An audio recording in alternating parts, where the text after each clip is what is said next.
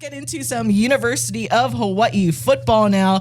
Make sure you guys can chime in. And once again, our coverage, our expanded coverage of University of Hawaii football on the Hawaii Sports Radio Network is brought to you by Honorbox Chiropractic and Slice of Waikiki. All right, Paul, let's take a look at the early lines. I haven't looked at the line for the Stanford Hawaii game for a few weeks now, and it actually moved. A lot of people having a bit more confidence in Stanford here because now Stanford is your 5.5 point favorite for a while, and what it opened at was Stanford 3.5, so relatively even. Fretfield Steele had told us he had this game as a pick'em, right? Stanford, new head coach Tavita Pritchard, so overall new head coaching staff. They do have a significant amount of returning players as well, but also new players, so you just don't know what's going to happen. Tavita Pritchard, Stanford alum, I kind of mentioned this before, that he is almost similar to Timmy Chang, right? Like, he is the alum. He was a former quarterback, and he is coming home. I'm essentially teaming up with Andrew Luck, the GM there, another former Stanford alum, to try to rebuild this Stanford football program. But at the same time, when you're a first-year head coach, you're still learning a lot as you go, where that's something that Timmy Chang has learned, and now he has the right coaching staff around him, and they have a lot of stability in that coaching staff as well. That's part of what got them to this point. Because there's that kind of stability with the coaching staff, you see that stability with retaining players and so on and so forth. Stanford, they're still Stanford. Don't get me wrong. They're still P4.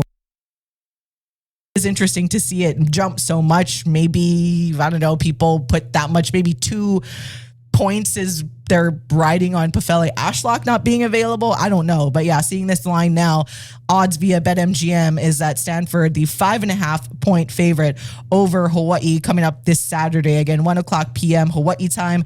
Let's see, you got about 61% of the bets on the spread and 83% of the bets Stanford money line. Hawaii, by the way, on the money line, plus 180. Salt Bay. Stanford minus 220. There you go on the money line. Let's see. Let's look at the total. Total set at 48.5 is what it is right now. Should we do our first one?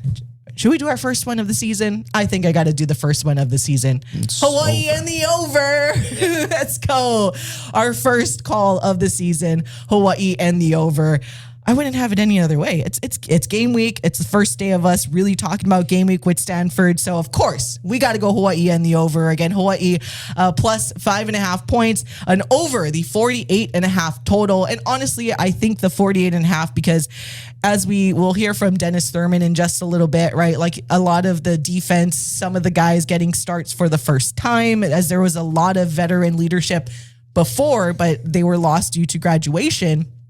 Now you get a lot of guys, and Dennis Thurman will kind of talk about how we don't know how they're going to react when they're actually in the game. Practice and practice and game time and game reps are entirely different.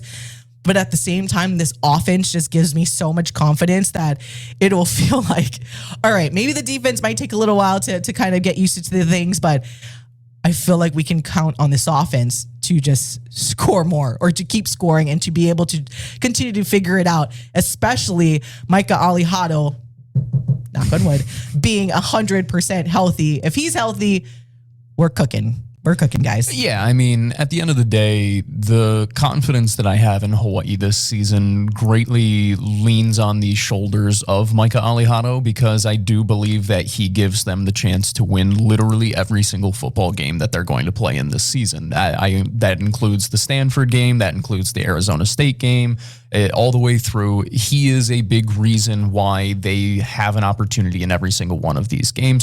I'll sit here and I'll say this, by the way. It's funny because I've been going back and forth on this game because I'm trying not to underestimate Stanford, because at the end of the day, they are a P4 opponent. We saw last year that even in a season that they weren't necessarily all that good, they still have P4 size. They have plenty of good players. I like the coach that they brought in. I think that we have seen before, it takes a little bit to get your program going whenever you are a new coach coming on in.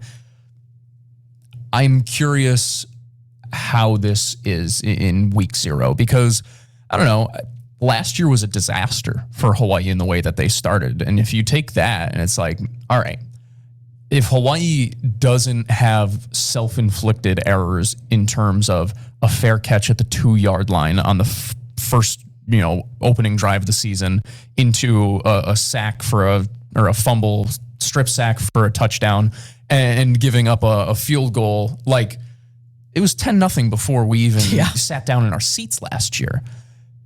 If they can avoid that, one, they have to avoid that on the road, I will say. You cannot give life to Stanford in the early going in this game. Yeah, man, I don't know. It's interesting. 5.5. I don't know. What has Stanford done necessarily to prove that they deserve almost a touchdown of benefit?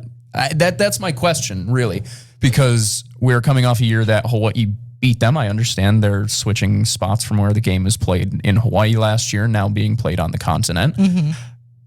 That's what, 2 points, 3 points typically? Okay.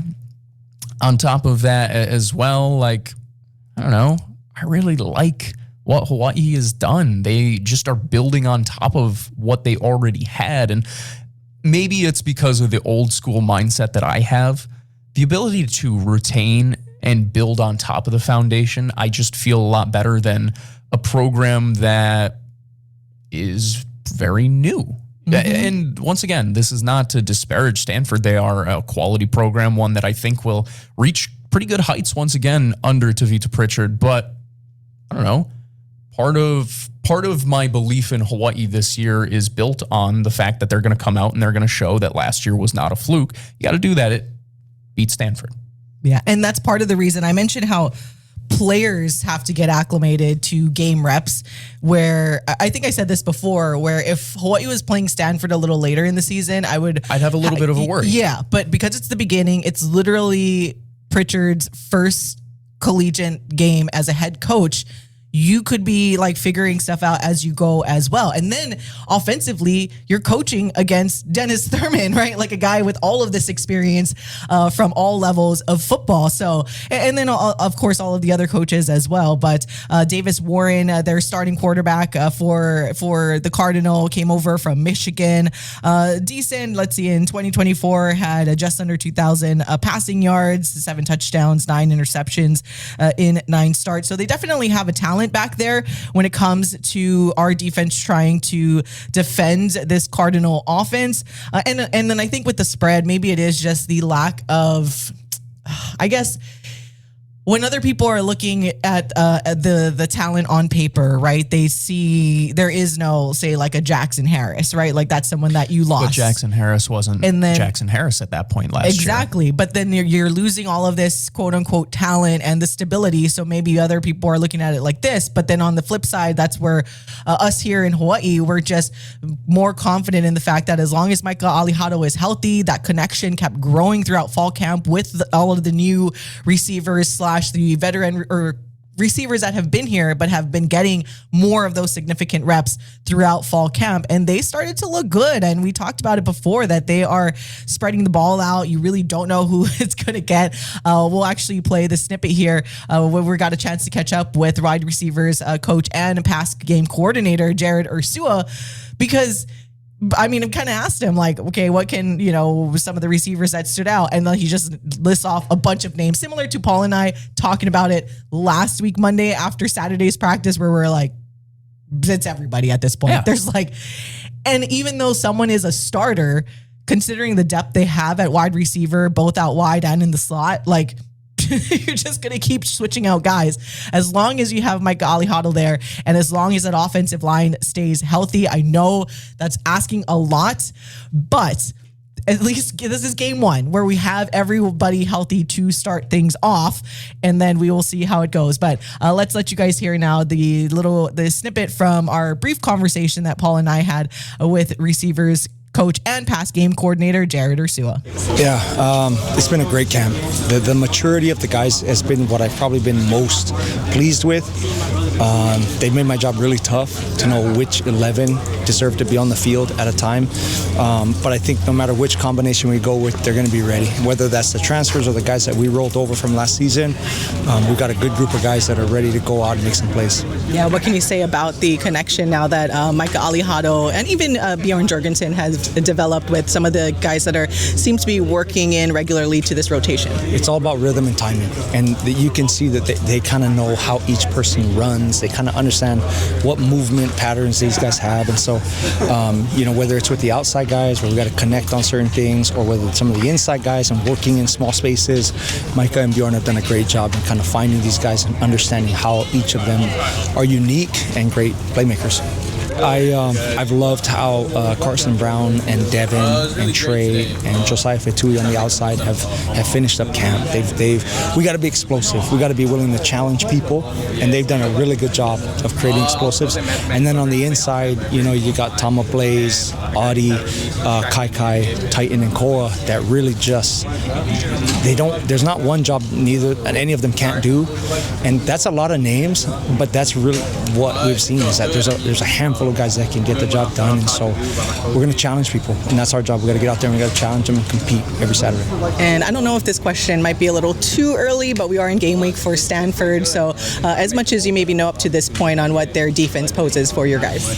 Well, we faced them. Some of them as far back as 2023, and so we're really familiar with their group.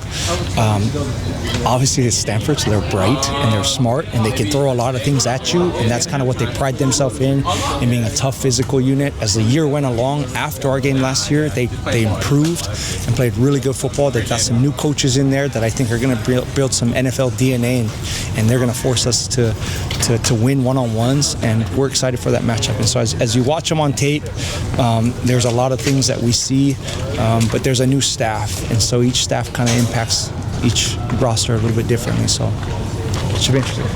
Coach, there have been a couple of injuries throughout camp with wide receivers. How have you seen them still being interactive in practice, and how have they stayed involved even with some of the guys throughout? So I heard your question, but really all I hear is I love Kuʻulei Ashlock, and I can't wait to get him back. He has done an excellent job in being a support and a coach and a leader, but we love Five, and we can't wait to get him back. And the timeline is just moving up sooner and sooner and sooner because of his diligence in doing that. But just watching him grow is what I feel a lot of times when I watch him on the sideline. I just think of a guy who 4 years ago was just this young pup who came here totally unknown to the island and has fallen in love with not just the university, but being here and being a Rainbow Warrior. And that was University of Hawaii football pass game coordinator and wide receivers coach Jared Ursua. Just a little bit of what he had to tell Paul and I following practice on Saturday as they're gearing up for game week. So as I mentioned, he just kind of said a bunch of names there that have impressed and really came to their own during fall camp. So once again, I mean, that's why I'm curious though, when we see the depth chart come out, which should be like today or tomorrow. Those are one of those positions where you're just like, well, you have the guys that are listed as starters, but you can anticipate that there will be a lot of action for the other guys that are listed on the depth chart as well.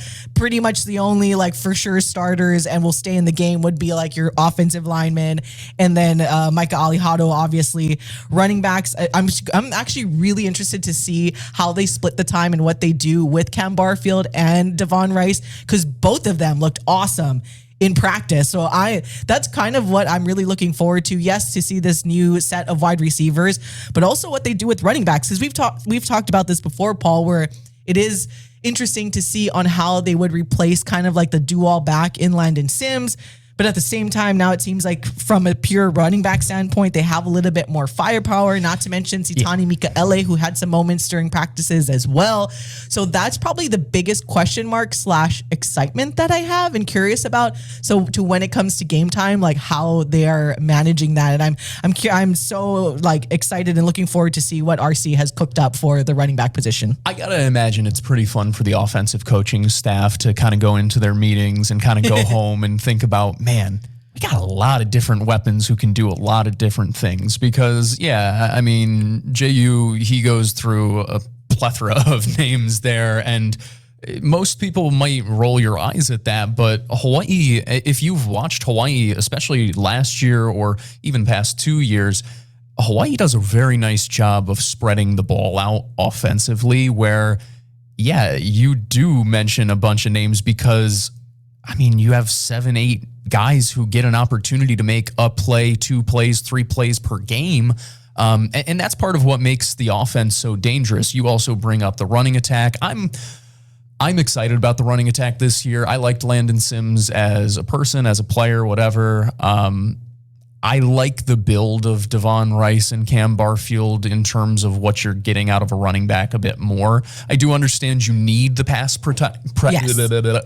protection, and that's why I loved Landon Sims, because he did the dirty work.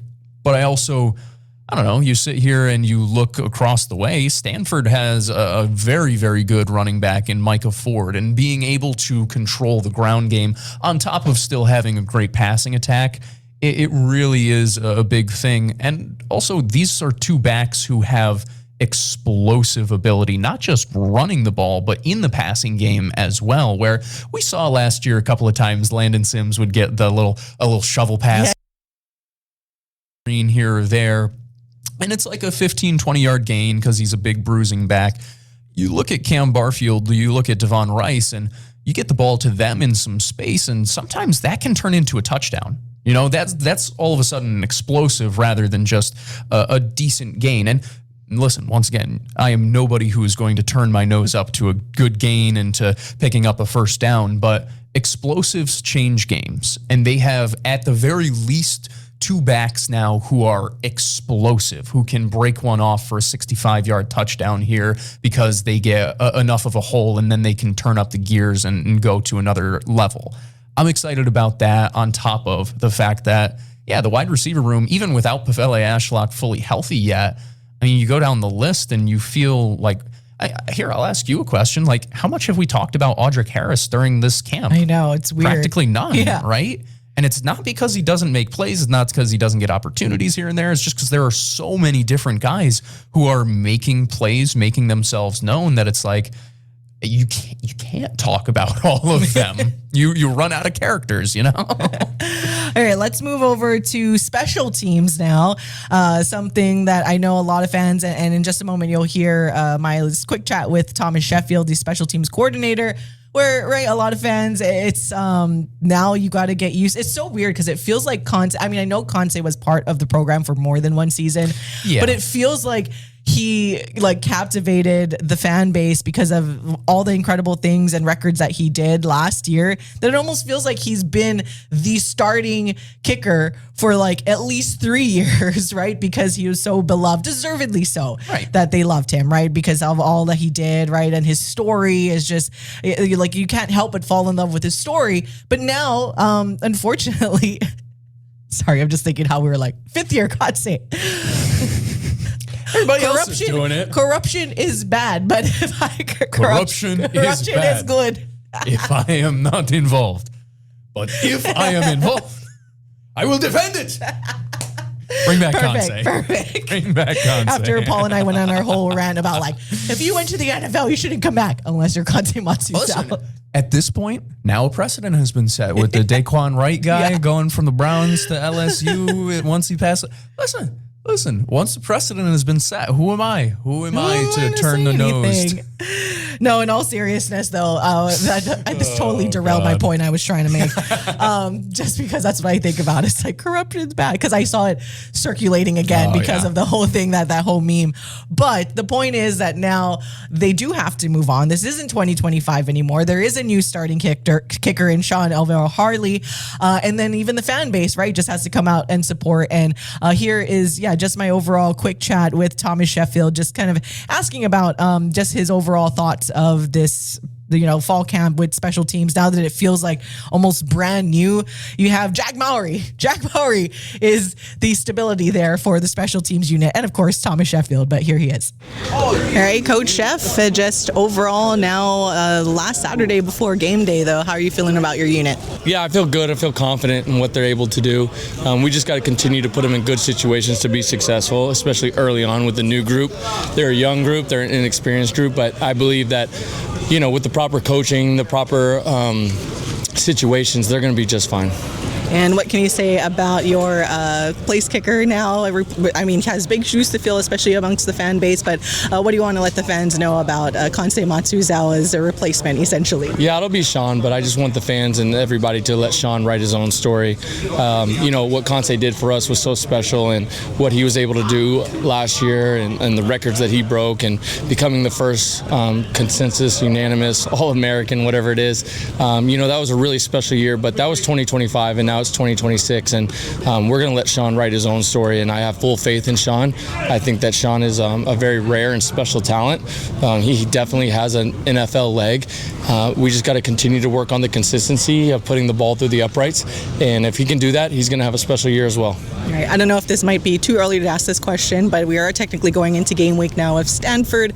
What can you say about this upcoming matchup for special teams? Yeah, I mean, the coach does a really good job. He's coming from Kansas State and does an unbelievable job, gets his guys to play fast and physical. Really excited about the matchup. I think it's going to be one of those deals where just the little things, the little details are what's going to make the difference on special teams. And so we're going to prepare our kids for the physicality. We're going to prepare them for the speed. But we got to get them ready for all the little details and situations that are going to come up throughout that game. All right. Sounds good. Thank you so much. Thank you. And that was Hawai'i football. I was like, blah, blah, blah, blah. That was Hawai'i football special teams coordinator Thomas Sheffield and what he had to tell me following Saturday's practice. Again, almost an entirely new unit.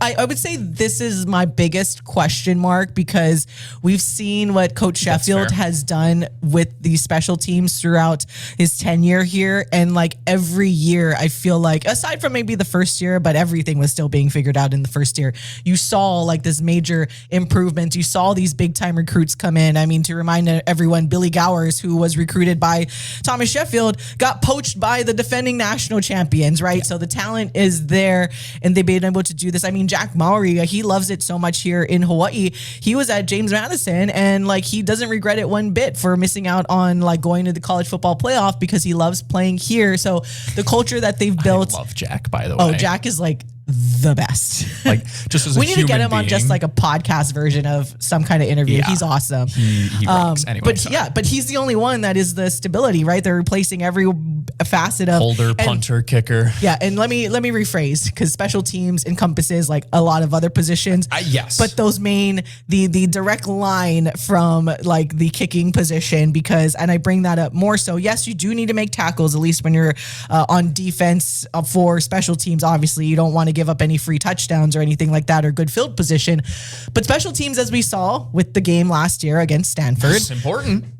Hawaii loses that game if it wasn't for that walk-off field goal. So it's been significant. It's proven to be significant. Billy Gowers put the ball in incredible position, pinned back the opponents that Hawaii would have to play. So yeah, the biggest question mark, just because there is so much so much new faces and they have to work on those connections.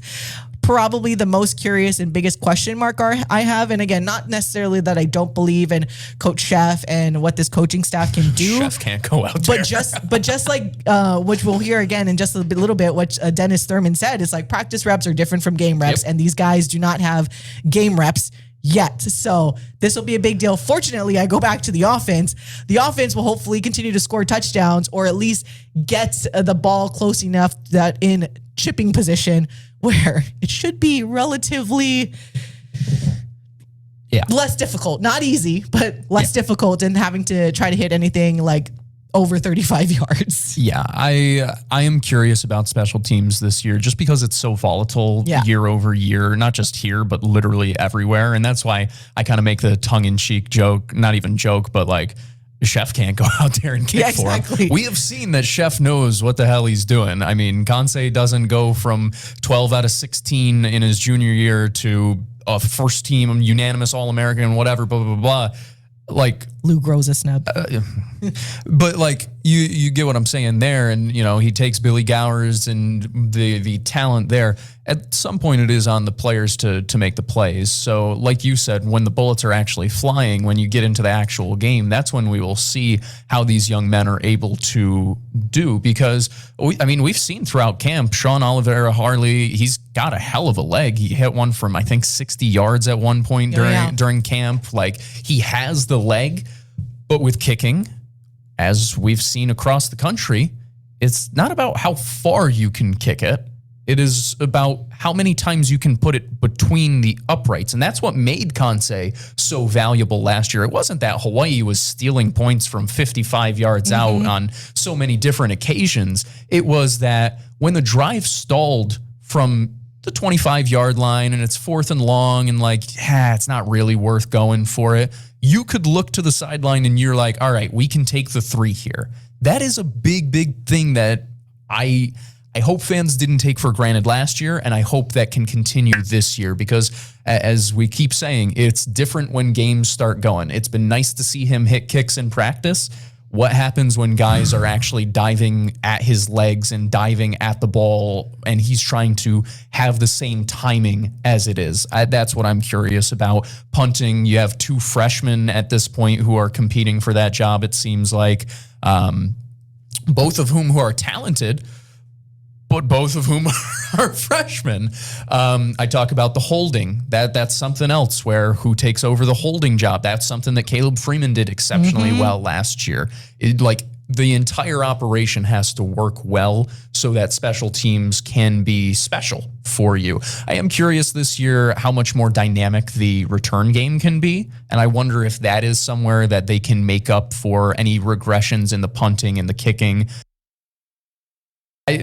This isn't even an indictment on the guys who are here. When you have multiple All-Americans in your special teams, because Billy was freshman All-America, wasn't he? Something like that. Yeah. So it's like you have multiple All-American level players exiting from your room. You're going to have a regression.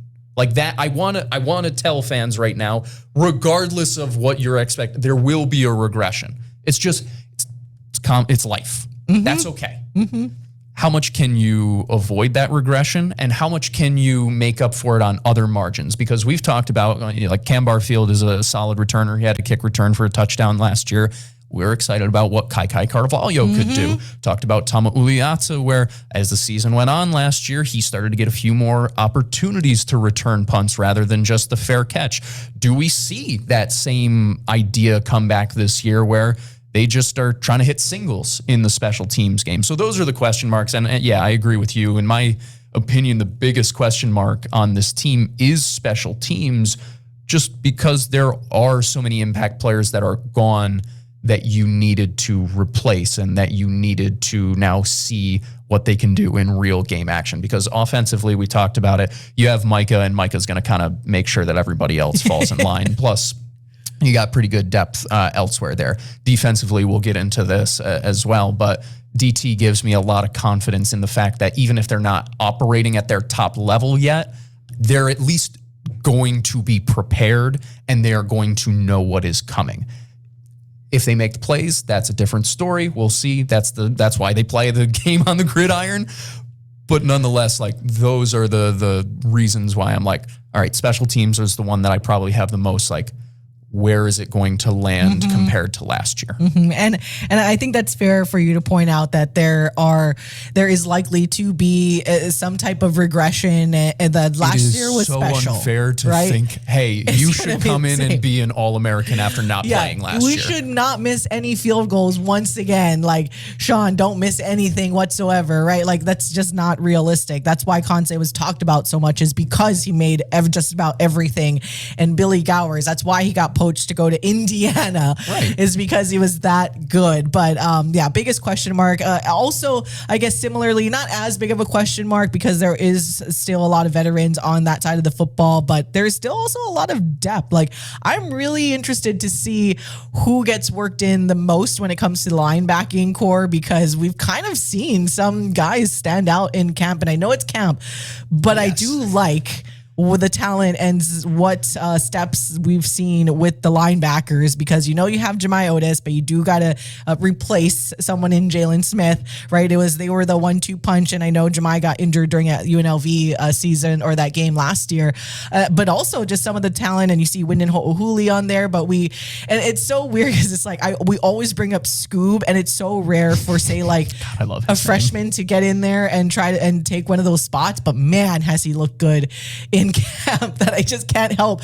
but always just watch him at these practices. So I am curious to see where that goes. And then obviously the secondary will be something that is almost like a new look secondary. A lot of veterans, right, that we have seen depart essentially because of graduation. But before we get into a little bit more about the defense, I want to let you guys hear what Dennis Thurman had to tell the media following Saturday's practice. And here it is. Well, I mean, the most important thing is for us to understand who our opponent is. And I believe by kickoff, 29th, we'll have a pretty good understanding of them, who they are, and what they like. They're a new team also. They have a new coordinator, new guy calling plays. But Stanford is going to be Stanford. Played against them myself years and years ago. Coached against them when I was at USC. So it's nothing new. They're Stanford. They're gonna be a well-coached, well-disciplined football team, and they're gonna do what they do. And they're gonna just outplay you, try to outplay you, and they're not gonna make mistakes. So we can't go in there and make mistakes and think we'll win. I think 4 of their 5 offensive linemen are back, so you've seen these guys a year ago, so you kind of know what to expect, at least on the front. Well, yeah, I mean, revenge is in their mind. You know what I'm saying? And they want it. We know that. They came in here and didn't think that we had a chance to win the game. But this is a brand new season, so can't worry about what took place last year. We got to go up there ready to go and play a good football game, respectable football game. Do what we're capable of doing, and we'll see what happens. You guys closed camp last week and you kind of started going into Stanford prep, and I didn't get a chance to ask you when you closed camp, but what was your kind of overall assessment of the defensive unit and how they showed out for this fall camp? Young, inexperienced, don't have game reps. Game reps and practice reps are so different. And what you see a guy do in practice, he may not, who knows how he's going to react once the bullets get live and he's out there and his coach can't be on the field with him. He's out there all alone for the first time in his life in a college football game. I don't know how he's going to react. We'll all find out. But I'm hopeful that, the training, the discipline, the detail of their jobs and their assignments are all inside. And once they get, through the initial butterflies or what have you, that they'll go out and do what they're supposed to do. Now that it is game week, what are you hoping to see most out of your defense on game day? Do their job. They do their job, and they do it full speed, no hesitation. And I'm okay, really, right now, if they make a mistake. Just do it full speed. And if you do it full speed, we have a chance, because we can correct the mistakes. But your effort, not going to coach effort. You either have that or you don't. And probably if you don't play with a lot of effort and energy, you're probably not going to be on the field. So I'm not really worried about that part. Coach, what do you think the hardest position is to play in football? All of them, and I don't mean that facetiously. There's an assignment that every man has to go out and accomplish and compete, and you're doing it against another man who is trying to prevent you from doing what you're supposed to do. So it's always a one-on-one battle of some sorts, and so to go out there and say one job is tougher than the other, I'm not going to say that, because I believe all 11 guys that are out there have a tough job, and the guys that can get it done more than the other, those are the guys who play. And that was University of Hawaii football defensive coordinator Dennis Thurman. Good answer there. I was like, I like that. I wasn't expecting a question like that from Christian, but I love the answer by Dennis Thurman. Is just like all of the positions are difficult, and it's true, right? Like every position in football, because yes, you're going out there, you're on an island by yourself sometimes, and you have to, like, if you're on offense, you have to know all the plays. If you're on defense, you got to make sure you know the plays that are potentially coming on the other side, and like be able to do all of this stuff. I think the overall, it's been said that probably corner is like the most difficult position to play in football, just because you're always like, it's I a have lot. to imagine that's probably why Christian asked that question. Just to see if it was going to be a defensive thing that he was saying. Because DT was a DB. Yeah. So it just seems right. I think the same thing. Anyway, sorry. No. But yes, like you guys I mentioned earlier, that Dennis Thurman, though, you heard him say that too, is like, we got to just see what these guys can do when they are in there with the game reps. And I go back to what I said earlier in this talk about football. That's the same way that goes for Tavita Pritchard, the head coach on the Stanford side, and the coaching staff, right? Like, even though they've coached before, this is his first game at the helm, and you're coaching against someone that coaches defense like Dennis Thurman, and then offensively you're going up against a very potent offense. You don't know what, it's not a traditional run and shoot, it's like a run, shoot, and plus, like, you just don't know. Run and shoot. And then you have this dynamic quarterback in Micah Alejado that almost does not look like he should be as good as he is, but he is. And so it's either way for Hawaii's defense. Yes, I believe maybe there could be some figuring out process in the first game, but at the same time, Dennis Thurman and this coaching staff, I feel like they at least are doing everything they need to do to get people prepared. I've seen Coach Thurman really coach situational football before, even down to even down to the batting the ball out of bounds, like say it's a Hail Mary into the end zone, like depending on where you're defending in the end zone, don't try to catch it. That is like the mistake. It's like, and I think at that time when I saw Coach DT in that play happening, I think the defender tried to catch it, and then obviously that causes potential other issues. And then he went there and is like, do this. And I saw him like trying to show them. So all of those little things you can trust are being covered situationally by Dennis Thurman and by this defensive coaching staff. Now it's up to the players to go out there and perform on Saturday. Yeah, I think similar to the special teams, I understand if fans have question marks about the defense, because there were some impact players that ultimately graduated and left after last season. And going into week 0 against Stanford, when you go against a P4 opponent, you're more than likely going to go against players who are bigger than you. So I do think that it's fair to have some question marks there about how they're going to be able to compete. But I also, to echo your point, the thing, you can't really teach size. Like, you can try and get bigger, you can do the off-season strength program and all that stuff, but at the end of the day, your God-given ability and your God-given body are what you got. But you can teach situational football. You can teach preparation. You can be over-prepared and make sure that you are ready to go, because those are the margins that help make up for those physical disadvantages that you may have against a P4. I am curious how the defensive line is going to be able to hold up against Stanford's offensive line. Historically, Stanford has always had a great offensive line, just continuously bringing in big prospects, like not just like strong, but literal mountains of men. So I am curious about, can we see, because that's something that we saw last year where the defensive line for Hawaii, even undersized, albeit at times, they were productive. They were able to get home against opponents, whether it was Jackie Johnson III, who he is the prototype of a undersized edge rusher, and it just didn't matter because his attitude, his effort, his attention to detail was so good. You know, how's the defensive tackles, or how did the interior defensive linemen look this year? Can Luther McCoy take another step forward and be the leader of that defense? Which of the guys that they brought in this offseason, which of them are able to take, you know, command and really fill up the gaps there? Can we see Ka'eo Akana take a step forward? Somebody who we have seen in the past be, I mean, unbelievably talented, one of the top prospects in the state when he was graduating out of high school, and ultimately some injuries have derailed him on the way. He's somebody who I talk about, the talent is there along with the size. Can he stay healthy? Can he produce for you? And then the question for me is, what does the defensive backfield look like? You know, the corners, you don't have Sibo right now. You have Jalen Edmond, who's a new name, who has come in and he's been a pretty good talk, right? You have Kona Moore, who has been a really, really solid player, but dealt with injuries all throughout his college career. Can he stay healthy and finally put together the type of season that a lot of people believe that he can?